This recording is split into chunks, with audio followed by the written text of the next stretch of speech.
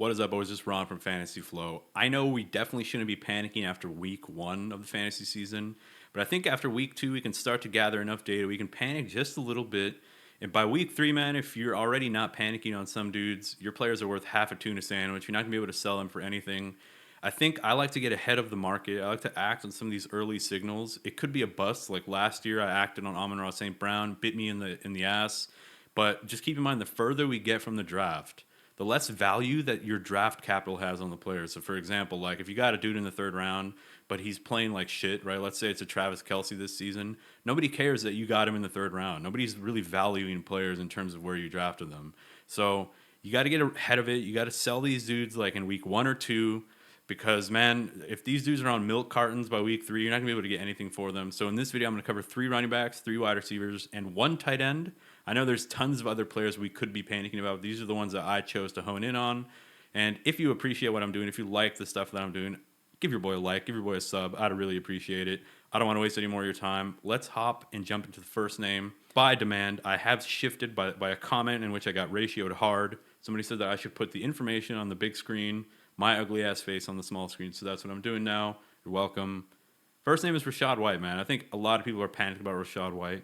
Basically, last season kind of showed us what Rachaad White is. And a lot of people bought in on the fact that he was such a lethal receiving back. And after week one, we saw some victory laps. So we saw people saying, like, look how much receiving work he got. 6 targets, 6 receptions for 75 yards. Yet again, salvaged a dog shit yards per carry. He had 15 for 31 in week one. And in week two, he decides to give us an encore, dude. He's like, you know what? I had 2 yards per carry in week one. I need to double down on that. Or I need to I need to have that. And he went 1 per 8 yards per carry, 10 attempts for 18 yards. So he said, I need to do worse than I did. And this week he didn't get any of the receiving work. So he went 1 for 5, right? And that gives you 2.8 fantasy points. So a lot of people are saying, oh, it's because of the groin injury. He continued playing, so he only missed a couple snaps in which I don't think he would have been on the field anyway. And this was a game in which they were leading, right? So they positive game script was completely in their favor. In 2023, he averaged 3.64 yards per carry. So this was, that's a sizable enough sample in which we know he's not a rusher. He's not a between the tackles guy. He does most of his damage from a receiving perspective, and he didn't do it in week 2, right? And this is for me a time to panic, man. If like he doesn't seem like he's improved being a rusher, and Bucky Irving seems to have cemented himself as kind of like an early down back for them. So let's look at some snap rates just to see if we can see any trends. And we see that Rachaad White does get 34 snaps, so he pretty much plays the whole game. He gets the most carries, so 10 carries. He runs 17 routes, far more than Bucky Irving. So Bucky Irving only plays 17 snaps, right? So Rachaad White completely outplays him from a volume point of view. He gets more volume than him. He gets more receiving work, everything. Bucky Irving doesn't even get 1 target, right? He only runs 7 routes. So Rachaad White's in the game. He's playing. They were winning, and he still can't bust 2 yards per carry. Bad, dude. We are down bad. As I mentioned, the groin injury was it happened early, but he still continued to play. That could have affected him. I know Rachaad White truthers might say, "Oh, dude, that's why he looked so bad because of his groin injury." Well, how do you explain the other fucking 18 games of data that we have about him? So I don't know how many times a team can watch a guy get 2 yards per carry, 2.1 yards per carry, and then they just keep giving him the ball. Like they're gonna start moving toward Bucky Irving as the season goes on. If it's already shaky this early and we already know he's not a good rusher, I don't know. I'm panicked in terms of what I would do, like what I would do with Rachaad White. I think you might still be able to sell him to somebody who really values like receiving running backs and is like, maybe a 0 RB drafter who understands that like I just need to get some production out of my running back. I just need to put somebody in there. And if you can if you can package Rachaad White with like another wide receiver and get someone like Kenneth Walker who's also on the shelf, I would try to do something like that. Try to get one of these workhorse backs in exchange for Rachaad White by upgrading. So that's the first dude. Next on the list, you guys probably already saw. I hovered over it. It is Zamir White. I have red panic on Zamir White. It's a bad day for the Whites right now, dude. Rachaad White, Zamir White. It's brutal. Basically, he was always a volume pick. He was always a dude where we were drafting him because we thought he'd get so much volume on a run-first team and that there's no one else behind him on the depth chart. He's getting absolutely body bagged by Alexander Madison. I don't understand what's happening. Zamir White is still getting most of the work, most of the snaps, but for some reason, fucking Alexander Madison is getting most of the. He got a touchdown last week. Last week, interestingly enough, Alexander Madison was a beast when it comes to receiving. He had like 4 for 48 and a touchdown, like 14 fantasy points. And this week, we see that Zamir White, he gets most of the snaps, right? So 40 snaps. He runs 23 routes. He actually gets targeted 4 times. But in terms of his actual production, 4 targets, 3 receptions for 14 yards, 9 for 24. Zamir White and Rachaad White are essentially competing on who can be more useless, who can be more of a volume merchant. And I don't know who's winning that competition. So I don't know. Zamir White, I'm very panicked. He's not getting the volume. He's not very good. Like, if you have a dude who's not very good and he's also not getting volume, it's like, that's an ambiguous, murky backfield. I picked up Alexander Madison. I threw like $7 or $8 on him. Picked him up, just threw him at the end of my bench just to see what happens. I'm not going to say that my theory was solidified by the fact that Alexander Madison, who was also dog shit in his own right, like he only had like negative -6 yards at one point. Like, he's just, this Raiders backfield is just brutal, man. Like, but Alexander Madison could become something. It seems like they trust him. He got the goal line attempt, and it wasn't like one of those high tempo situations where he was just in the game and they just gave it to him, kind of like what happened to DeAndre Swift. Not quite, but yeah, it wasn't one of those types of situations. So that does it, man. And DeAndre Swift is the next guy on the list. Let's look at his stats. So he goes 10 for 30 in week 1, only gets targeted 1 time. Fucking red flags were already popping off, right? He had no targets, or he had no receptions. That's usually where I thought he'd eat his, or get most of his work. Listen, I'm going to eat a bag of shit on this one. I had DeAndre Swift as a my guy going into the season.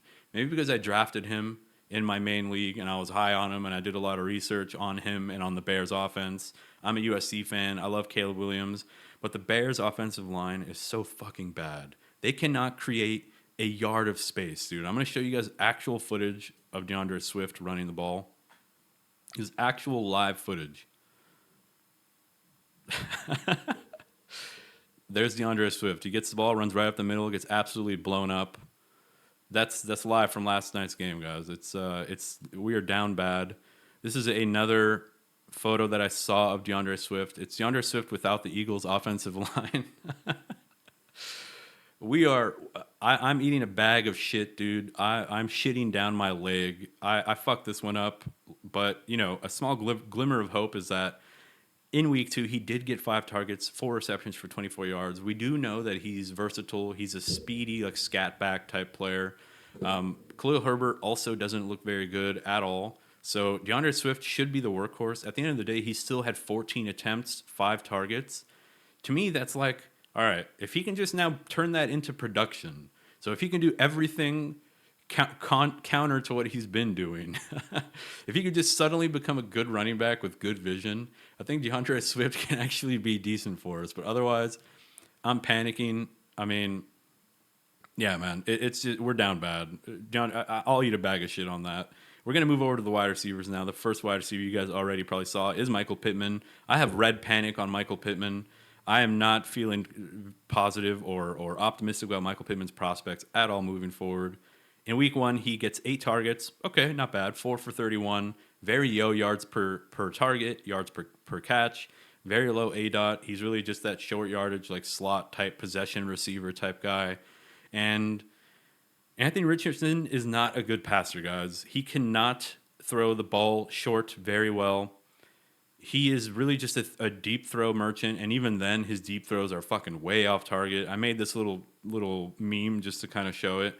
Anthony Richardson throwing the ball, either it's the best pass I've ever seen, but that one has like a 1% hit rate, or it's complete dog shit, and he is spamming that green button, because Anthony Richardson just does not look like a good quarterback. Like, I'm going to say it, man.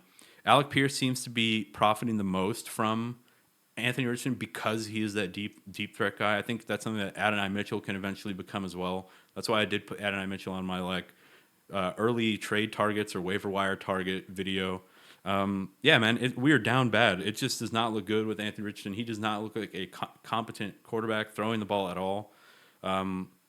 Check out this tweet from Frank Amarante. Michael Pittman Jr. has 46.7 catch rate through 2 games. Horrific. Last year was 69.9. That's the Anthony Richardson effect. Yeah, so even with Gardner, at least Gardner can give him accurate balls, can give him accurate passes that he can actually catch. So it's brutal. And, a high-tempo offense that Shane Steichen brings into town, all it means is that we're just going to see terrible quarterbacking at a higher rate. Like, the high tempo doesn't actually help if most of the plays are balls being sailed or thrown into the dirt, right? Like, Jonathan Taylor is suffering, Pittman is suffering. Alec Pierce, the best ball god, is the only one who's actually doing anything. Like, in my main league, I had a dude who was favored to win. His team looked better in every way. Lath, you're probably watching this video. He got beat by a combination, like a ragtag crew of Alec Pierce, Wan'Dale Robinson. I think I was on his team, literally me. It's down bad, dude. One thing that I did notice that he reminds me a lot of Cam Newton later in his career and early Josh Allen. I know a lot of people are like, what the fuck, early Josh Allen? You are high. You have to look at Josh Allen's stats from his first season. A lot of people don't remember how bad Josh Allen was as a quarterback, as a passer.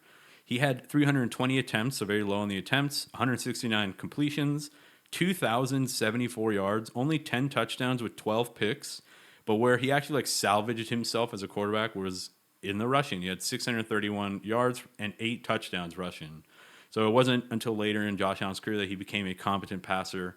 Anthony Richardson reminds me a lot of that, and because of that, you're not going to have anyone that you really trust. It wasn't until Diggs came in 2020, or was it 2021? I forget exactly. That's when Josh Allen really popped off as a receiver. So Michael Pittman ain't him. Michael Pittman ain't that guy. He's not a Stephon Diggs. He's not going to be able to change Anthony Richardson. I don't know if anyone can. I think Anthony Richardson might be. I think his athleticism and the injuries he's already experienced, I don't know if he can really turn around. And because of that, Michael Pittman, I'm panicked. I don't think he's going to get enough catchable good targets and be involved enough. And he's not going to be that same volume merchant that he was last season. So moving on, next player is Terry McLaurin. My panic level on McLaurin is a yellow. The pros are that he's getting volume. First, let me talk about his stats. So he went 2 receptions for 17 yards, and then last week, a commanding 8 targets, but only 6 fucking receptions for 22 yards. So he's getting a lot of volume, but his depth of target is horrible. His yards per catch are horrible. He did get a couple of deep throws last week in week 1, and that could have really changed the entire perception of Terry McLaurin. But week 2, getting another pretty bad stat line, it's concerning, man. The Commanders run this horizontal offensive scheme, which means they play a lot of line of scrimmage type stuff. Short routes to Eckler, short routes to Zach Ertz, who's actually beasting and feasting. They do a lot of Brian Robinson just runs. They have a very Cliff Kingsbury offense. I don't know how else to explain it. It's just a horizontal scheme. And as I mentioned, focuses on the slot, RB, and the QB option. So there's a lot of option route, either I hand it off or I run it if I'm Jaden Daniels. And he's yet to throw a touchdown. So brutal. He threw 225 yards that last week or this week, and McLaurin only got 22 of them. So Zach Ertz was the focal point. This was a week 1 deep shot attempt that I just want to show you guys just to remind you of what's possible. So it's this one here. You see Terry McLaurin here on the far left. Yeah, he burns his man. Absolutely burns him. Hits him with really just a go route. Burns him, and he gets missed by Jaden Daniels. Overthrows him by a little bit. That would have been about a 70-yard touchdown, 60-yard touchdown or something. So that would be singing a completely different tune about Terry McLaurin. And that's why I only have him as a yellow concern. I do think they can turn it around. Keep in mind, Jaden Daniels was a very effective deep passer in college, so I think they will turn around. I think there will be games where they're more he's got to throw some touchdowns eventually, right? And I would put my money on McLaurin getting some of them at least. So next name, Brandon Aiyuk. I only have a green panic on Brandon Aiyuk. There's just a little bit of concerning stuff. It's more of we should be concerned in the short term, and then as the season progresses, it should get better. So 5 targets in week 1, only 2 for 28. Another 5 targets this week, but this time 4 for 43. So improves a little bit. Yards per catch, 10 plus both weeks. Not horrible. Brandon Aiyuk has always been a dude who plays kind of in the intermediate, so we shouldn't be concerned. We would be more concerned if we saw his ADOT going down. But yeah, as I mentioned, 5 targets per game is just not enough for a second, third round pick at the moment. He looks really rusty, but he's still very involved, right? Like if you look at his snap rates, in week 2, he had 61 snaps. So that was the second highest other than Brock Purdy, obviously. He ran 42 routes. That was the highest, but he only had 5 targets. So it's kind of interesting. Here's another stat from Jacob Gibbs. Brandon Ayuk's route rate rose from 79% week 1 to 93% week 2. So we see that he's actually running routes now in week 2. He's playing. He's just not being targeted. Aiyuk has been targeted on 15% of his routes in 2024. In 2023, that route was 24%. So about a 10% decrease in how many targets he's getting on the routes that he's running. That's not great.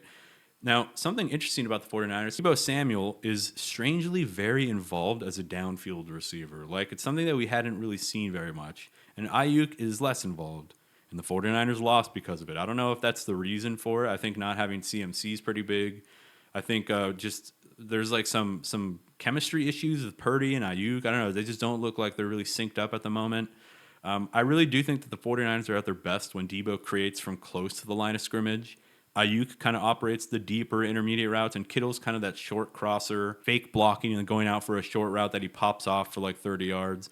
That seems to be when the 49ers are at their best. Maybe I'm wrong. Maybe there are some 49ers fans here watching. You guys can tell me I'm completely wrong on that, but I know Deebo looks great, and he had a really good game. He had like 16 fantasy points, had like over 100 yards receiving, fair amount of targets and receptions and everything, but I don't know. It just doesn't seem like that's how they're going to win. That's how they're at their best. It seems like they lack kind of like a deep ball right now, and Aiyuk should, I think he could turn it around.